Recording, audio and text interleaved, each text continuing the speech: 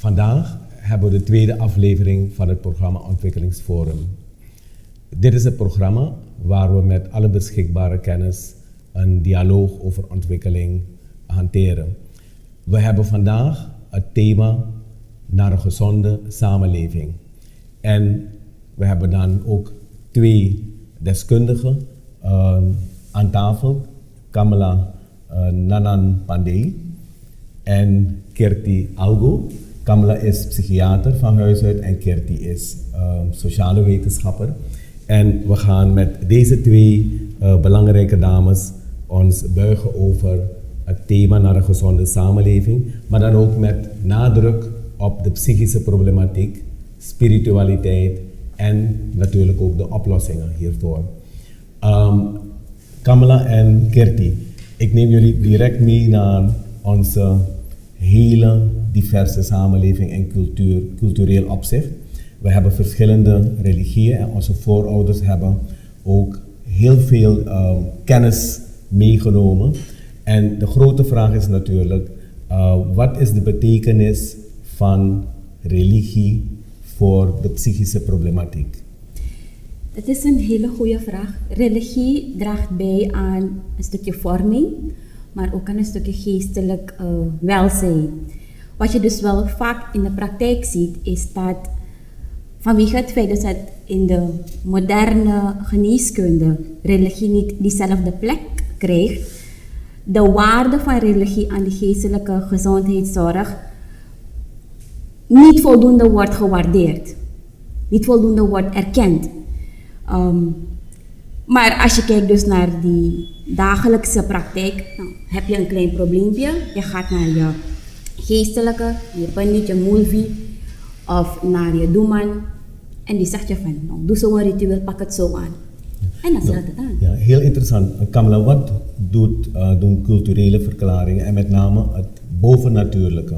Welke rol spelen die in de psychiatrie? Mag ik even op de religie en de psychiatrie ingaan? De religie heeft op de psychiatrie zowel positieve kanten als negatieve kanten. Een negatieve kant is bijvoorbeeld dat mensen zich door de religie zo beknot voelen of dat ze zo onder de indruk zijn van wat ze op religieus gebied moeten doen, dat ze continu in angst leven. Je krijgt religieuze wanen waarbij mensen kunnen denken dat ze God zijn. Of dat ze door de duivel bezeten zijn en dergelijke. Maar uit onderzoek blijkt dat als mensen die houvast hebben in de religie zich vanuit de religie laten begeleiden, dat die mensen minder last hebben van depressie, van angststoornissen en dat bijvoorbeeld bij drugsverslaving het ook een positief effect heeft. Maar Kamala, werkt dan, als we het over de religie hebben, werkt gebedstherapie op genezing? Het kan een heel grote positieve invloed hebben, maar mensen kunnen leren berusten, mensen kunnen hun houvast hebben als ze in de toekomst dergelijke problemen hebben. Maar als je de basis van het probleem niet aanpakt, kan het zijn dat de emoties die daaraan verbonden zijn op een later tijdstip in het leven weer voor problemen zorgen. En dan zeggen ze, ik bid zoveel, ik bid de hele dag, ik doe alles wat gevraagd wordt vanuit mijn religie, maar ik zie geen verandering. Oké, en als je dan uitgaat van de vierpoot, emoties, lichaam, mentaal, en dan is er nog eentje, spiritueel. Ja. Als je uitgaat van spiritueel heeft te maken met het innerlijke, met de ziel. Ja. Wat is er eigenlijk allemaal nodig om gebedsgenezing of pastorale psychiatrie, wat er ook bestaat, om dat tot een goed einde te brengen? Vanuit de benadering van de therapie van mij is dat, zoals u al net noemde, de mens, er 4 belangrijke componenten zijn: het mentale, het emotionele, het lichamelijke en het spirituele. Ik vergelijk ze met de 4 poten van een stoel. Als die 4 poten even lang zijn, dan ben je in balans. Maar wat je krijgt soms is dus dat mensen alleen aan het spirituele aandacht gaan besteden en het emotionele, dat eigenlijk voor het conflict heeft gezorgd, verwaarlozen.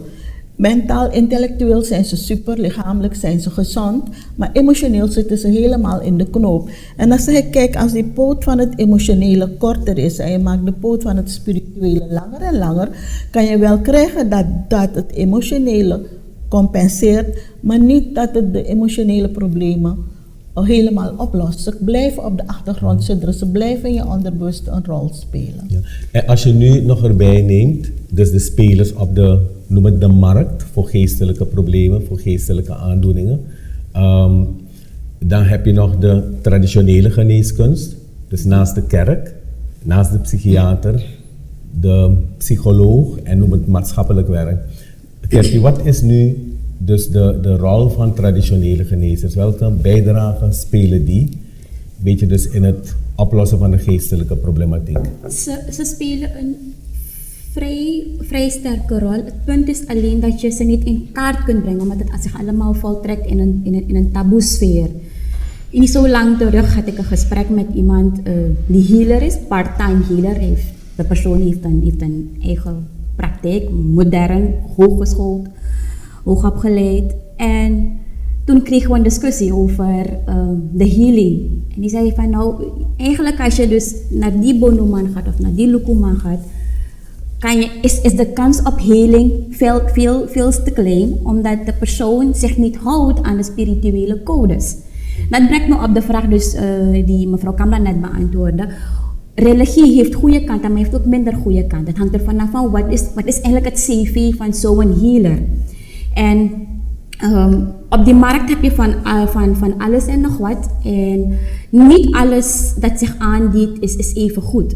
We hebben niet zo lang terug een onderzoek gedaan naar de astrologen die uit India komen. De afgelopen 10 jaar dramatisch gestegen. Ze adverteren heel sterk in de media. Je bedoelt in Suriname? In Suriname, ja. En op hoeveel schat je die aantallen? Ik denk dat het...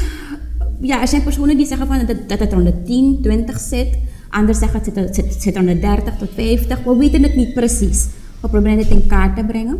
Maar het belangrijkste punt is dat er zowel succes als non-succes stories zijn. En de mensen die daar komen zijn vaak mensen die ook elders hun heil hebben gezocht. Maar ja, je kunt ze niet begeleiden, je kunt ze niet opvangen, je kunt ze niet identificeren, omdat je gewoon niet weet wat er zich afspeelt. Ja.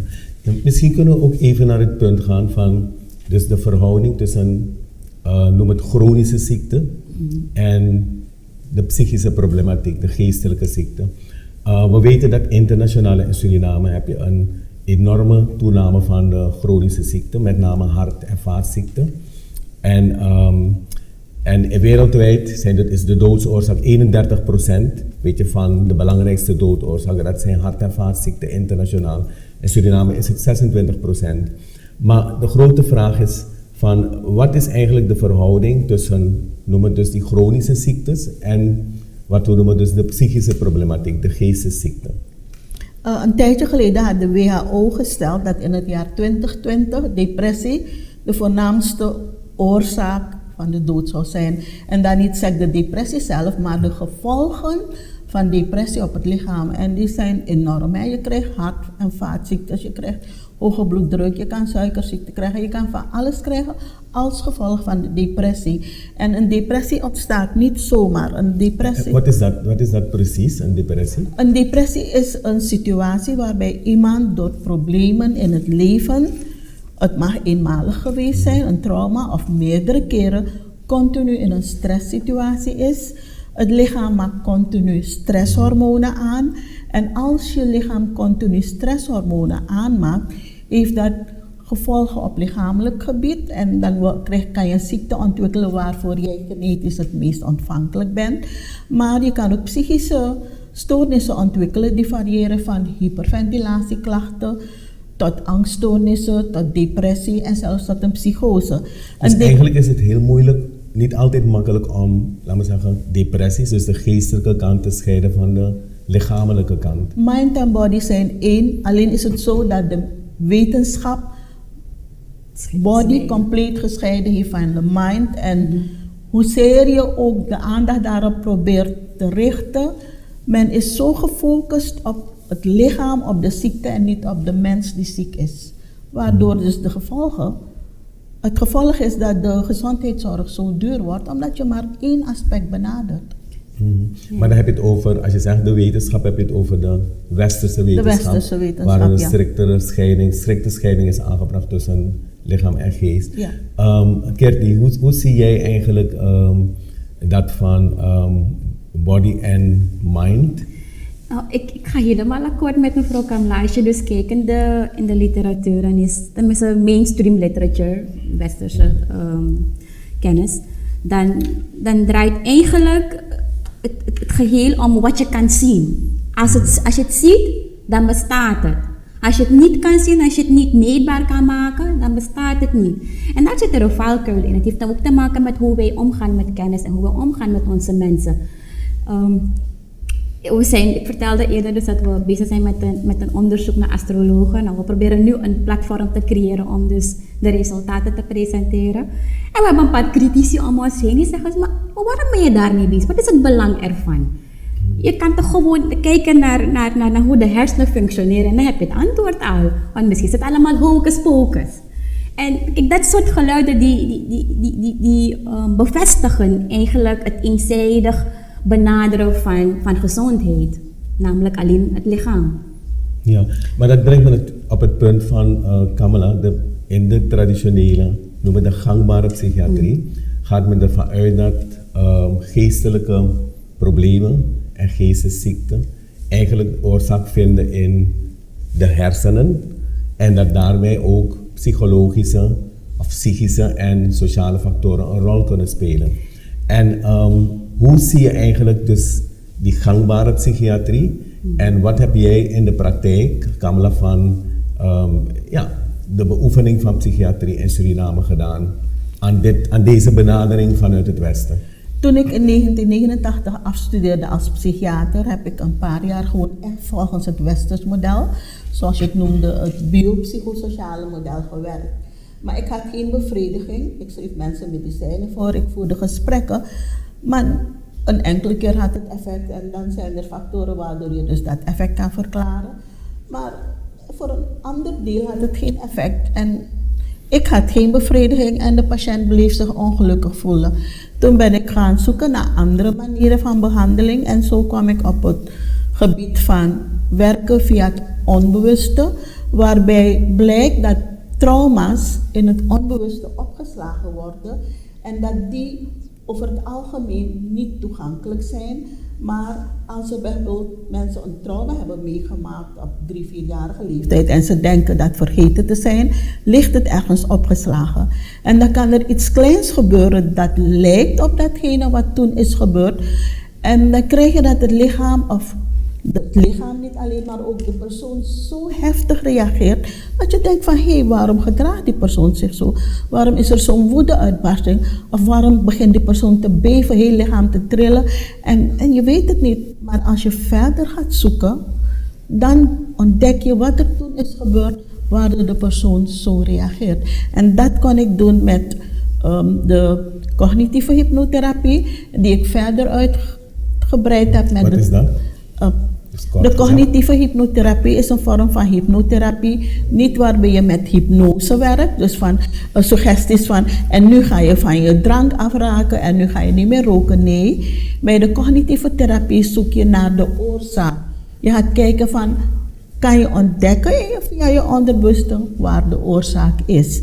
En dat heb ik later uitgebreid met de transpersoonlijke regressietherapie, omdat bij de transpersoonlijke regressietherapie je ook teruggaat naar het verleden, naar de oorzaak gaat, maar waarbij er ook culturele, religieuze verklaringen, bovennatuurlijke verklaringen geaccepteerd worden. Dus als mensen zeggen van, tijdens de begeleiding in een sessie zeggen ze, ik zie iemand die mij kwaad heeft gedaan en ik weet wie die persoon is, dan ga je daarmee aan de slag. Het is niet dat dat zo is, maar je accepteert het als verklaring, zodat de persoon door de begeleiding de controle krijgt over de situatie en ze zich niet meer die machteloze voelen zoals ze zich altijd gevoeld hebben. Oké, duidelijk. Dus eigenlijk, als ik het goed begrijp, is in de benadering die Kamala en eigenlijk ook Kirti voorstaan, zijn bovennatuurlijke verschijnselen, dus die in de westerse wetenschap eigenlijk dus geen plek krijgen binnen de traditionele psychiatrie, hebben wel een plek dus bij jullie. Dus Kamala zowel in de therapie, dus maar ook in het denken. Nu is de vraag, dus misschien even naar Kerti toe, traditionele verklaringen, dus vanuit het bovennatuurlijke, spelen dus in alle lagen van onze samenleving een rol. Dus ook in het binnenland. Dus hoe is het in het binnenland gesteld met eigenlijk, weet je, dus ja, geestelijke problematiek oplossen, weet je, met culturele verklaringen en met name het bovennatuurlijke. Ja, ik denk dus dat er daar al een infrastructuur is. Er zijn al mensen die daar, geestelijke, die daar aan de slag gaan, die daar bezig zijn met in de vorm van traditionele religie. Maar er moet een kanttekening geplaatst worden. In de afgelopen jaren, dus, en dit baseer ik op onderzoeksresultaten. In de afgelopen jaren is dus, ik noem het CV van een heleboel geestelijken, niet alleen in het binnenland, maar ook in de stad en de districten. Is het CV is dus eigenlijk de spirituele kracht. Wat is CV? De spirituele kracht van zo iemand. Als de persoon zegt van ja, je komt bij mij, ik doe een wassie of ik doe een bepaald ritueel, dan ben je genezen van een of andere ziekte. Die kracht moet zo een genezer hebben. En om zo een kracht op te bouwen, moet de genezer zich houden aan een aantal regels. Volgens mijn voorlopige onderzoeksresultaten blijkt dus dat de afgelopen jaren niet alle genezers zich houden aan die regels. Ze laten zich gaan, bijvoorbeeld drank, een heleboel vrouwen op nahouden, mensen oplichten. En dat soort gedragingen brengen jouw kracht, jouw spirituele kracht omlaag. En dan kan je wel bekend zijn bij dus de massa als te zijn een genezer, maar in essentie lukt het dan niet meer om het maximale uit jouw gaven te halen. Dus, en dat geldt niet alleen voor het binnenland, maar ook daarbuiten. Ja. Mag ik daarop aansluiten? In mijn praktijk blijkt, er zullen mensen zijn met goede spirituele gaves, maar wat ik in mijn praktijk zie, en dat zij geven ook hulp, maar wat ik in mijn praktijk zie, zijn het vooral mensen die geen hulp hebben gekregen. Want mensen zoeken voordat ze naar een medicus gaan of tijdens de behandeling met de medicus ook hulp in de traditionele sector. En de patiënten die mij op de poli komen zijn mensen die geen baat hebben gehad.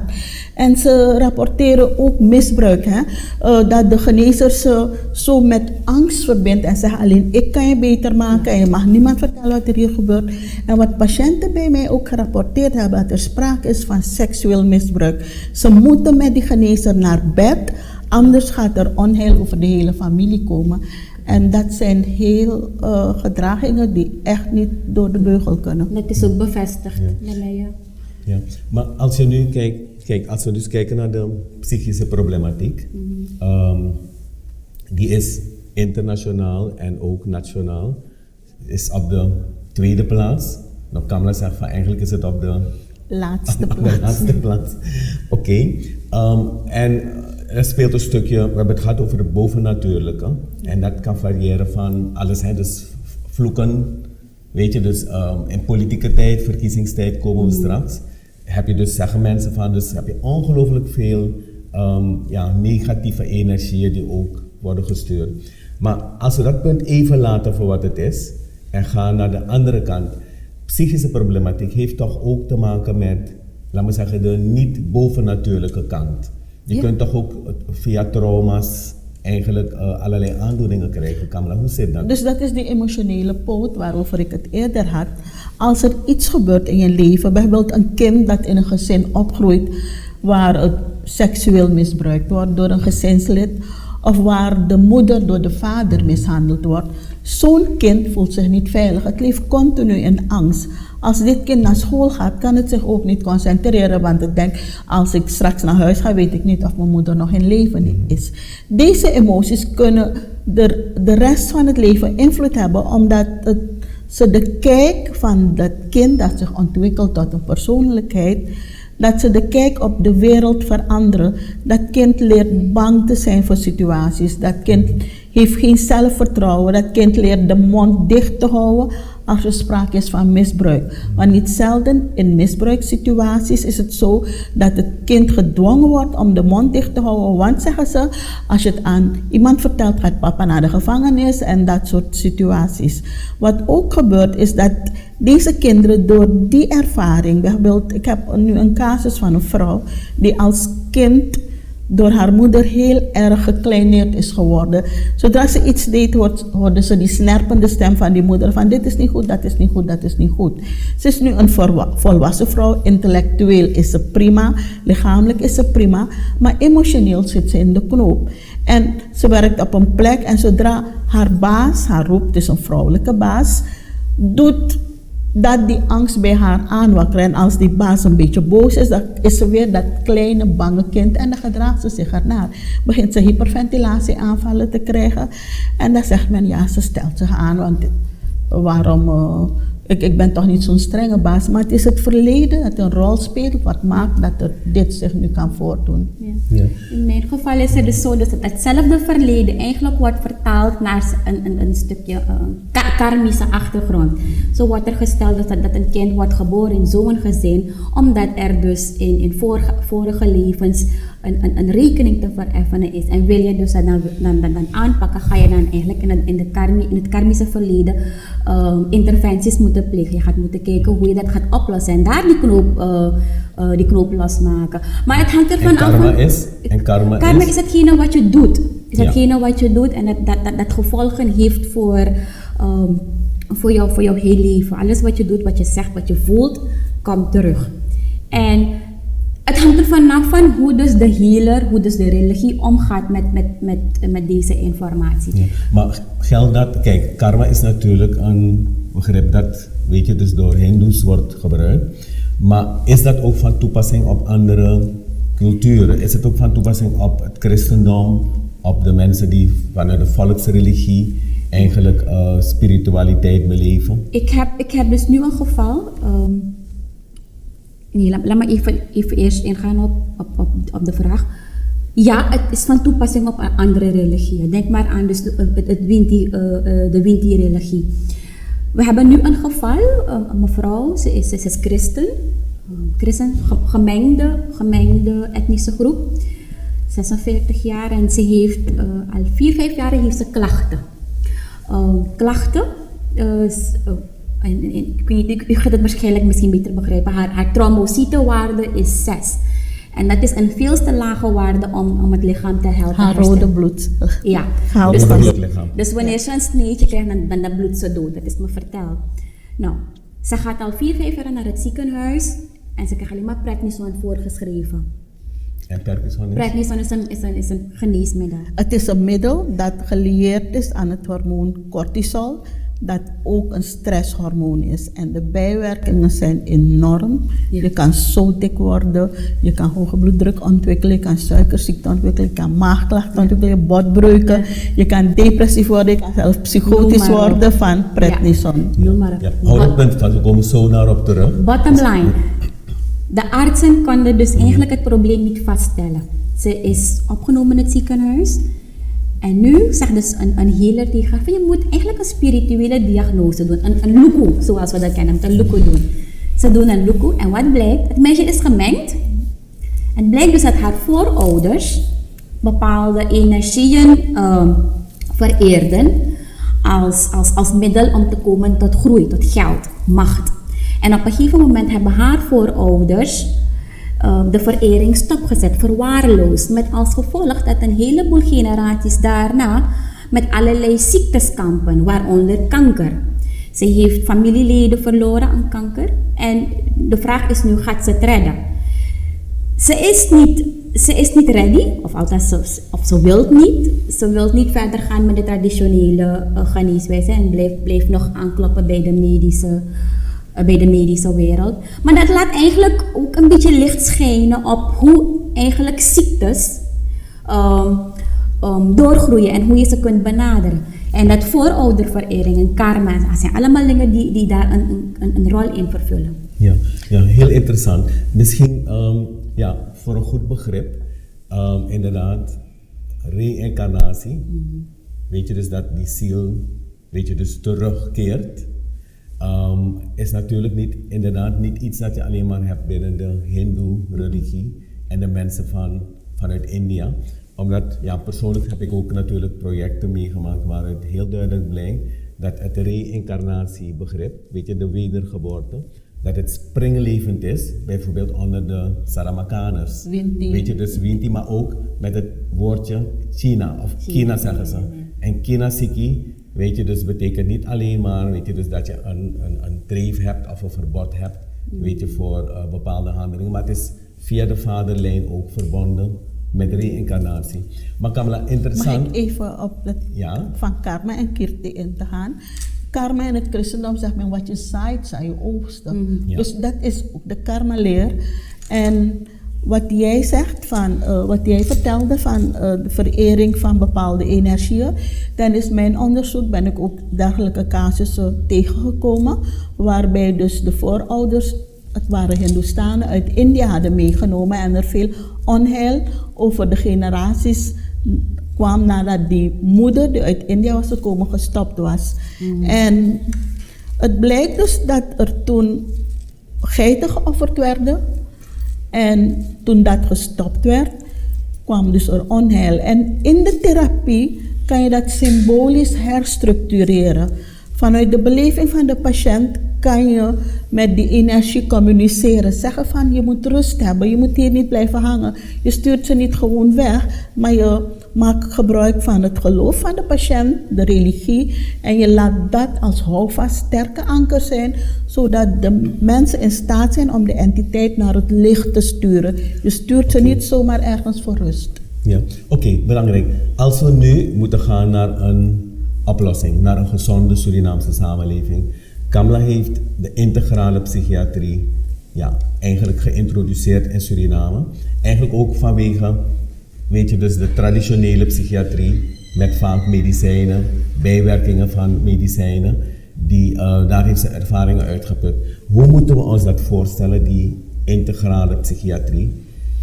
De integrale psychiatrie die ik toepas is de combinatie van het westerse biopsychosociale model met de transpersoonlijke regressietherapie.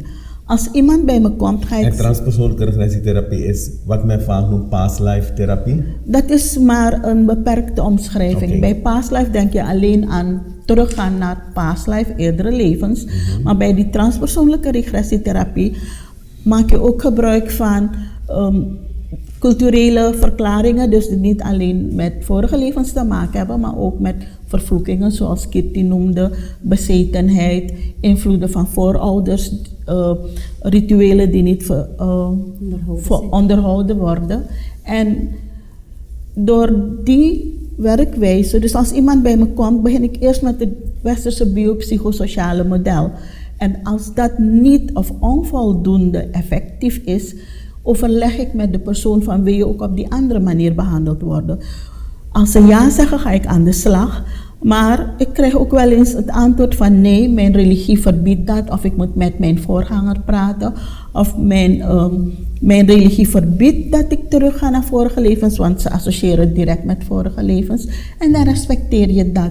En dan ga je op de andere manier verder. En ja, het is hun keuze en die moet ik respecteren. Ja. Oké, tot slot.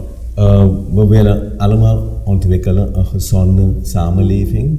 Weet je, waar we niet alleen maar focussen op de zieke mens, maar dat je die totale samenleving dus gezond maakt. We hebben zoveel gesproken over ook bovennatuurlijke en culturele verklaringen. Kunnen we eigenlijk een gebalanceerde ontwikkeling hebben in een land als Suriname, waarbij we zowel dus de culturele verklaringen, weet je, en de traditionele genezen en de westerse geneeskunst meenemen? Wat zouden we moeten doen als het gaat om te ordenen, weet je, de traditionele geneeskunst, Kirti? Ja, ik wil heel kort vertellen over een successtory. Dat is in Zimbabwe, waarbij dus er een geweldige samenwerking is tussen dus de westerse geneeskunde en de traditionele geneeskunde. En ze hebben een manier gevonden waarbij dus wanneer de persoon ziek is, de ziekte als symptoom wordt behandeld door dus de westerse medicus. Maar dus dat de oorzaak ervan wordt aangepakt door de traditionele geneesheer, of geneesvrouw, hoe je het wil noemen. En ik denk dat dat soort succesverhalen ons eigenlijk leren dat een samenwerking tussen de westerse geneeskunde en de traditionele geneeswijze mogelijk is. Nou, om terug te komen op die vraag, wat betekent, wat kunnen we doen in Suriname? Ik denk ordenen is vooral dialoog, die taboesfeer doorbreken en onderzoek doen naar die traditionele geneeswijze. We zijn bezig, er zijn al jaren onderzoekingen gedaan naar Winti, maar ik denk dat Winti maar één onderdeel is binnen dus op de religieuze markt. Er gebeurt veel meer dan dat. Ja. En Kamala, hoe zie jij dat? De groei naar een gezonde samenleving, welke ingrediënten zijn er nodig? Belangrijk daarbij is dat je erkent dat er ook psychische componenten zijn die voor disbalans kunnen zorgen in een mens. Een van onze slogans van het Psychiatrisch Centrum van Suriname is: Mental health is part of your wealth. Schenk aandacht aan je geestelijke gezondheid. Durf het te erkennen. Huisartsen spelen een belangrijke rol hierin. Maar wat gebeurt vaak is dat mensen zich schamen om naar de psychiater te gaan. En ze zeggen, ja, maar ik ben niet gek. Soms zitten ze te huilen bij mij omdat ze niet gek zijn en toch bij een psychiater zitten. Maar als je ze uitlegt dat een psychiater niet alleen is voor mensen die gek zijn, maar dat gek eigenlijk het eindstation is van iemand die problemen heeft en geen hulp heeft gezocht. En als je tijdig aan de bel trekt, tijdig hulp zoekt, dat je in een veel eerder stadium je weer goed in je vel kunt voelen.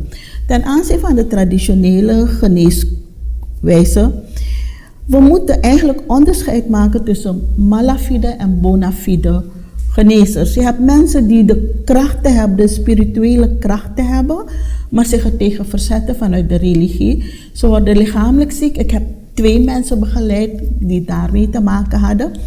En wat je dan krijgt is dus dat ze zich blijven verzetten en dan krijgen ze allerlei dromen en dergelijke. Maar mensen die er wel gebruik van maken vanuit hun overerving, zoals Kitty zei, uit de vaderlijke lijn, of moederlijke lijn, ik weet het niet precies. Dan krijgen dat die mensen op een bepaald moment hebzuchtig worden. En dan beginnen ze misbruik te maken van hun krachten. En dan loopt het scheef. En dat is niet goed. Dus je moet echt onderscheid maken. Wil je als medicus werken met zo iemand? Want tijdens mijn periode vanaf de integrale genezer heb ik genoeg genezers gehad die belden of bij me langskwamen, kunnen we samenwerken, maar ik heb het nooit gedaan. Ja, oké. Misschien met al deze kennis zijn we dus verrijkt om eigenlijk dus, ja, de ingrediënten hebben we misschien op een rijtje gezet om te beginnen te wandelen naar een gezonde samenleving. En daarbij speelt natuurlijk ook een belangrijke rol dat we niet alleen maar moeten kijken naar het milieu, de degradatie van het milieu, hoe we onze natuur moeten beschermen, maar dat we ook moeten kijken hoe de psychische problematiek wordt aangepakt. Want we hebben gezien dat internationaal en nationaal zowel investeringen als beleid de nadruk leggen op lichamelijke aandoeningen en die scheiding van body en mind, dat is ingebed binnen de westerse psychiatrie. Gelukkig hebben we in Suriname een samenleving met diverse culturen, waar er ook een heleboel ingrediënten liggen vanuit een beetje de cultuur, of het nu is de Marron-cultuur, de Hindoe-cultuur of de christelijke cultuur, die we echt kunnen gebruiken om een benadering van gezondheid, noem het de integrale psychiatrie vanuit Kamala, de proefschrift, dat we dat eigenlijk heel goed zouden kunnen gebruiken om Suriname te brengen naar een hoger plan en dat we uiteindelijk in Suriname ook een gezonde samenleving hebben kunnen creëren. Dank voor uw aandacht, dit was Ontwikkelingsforum.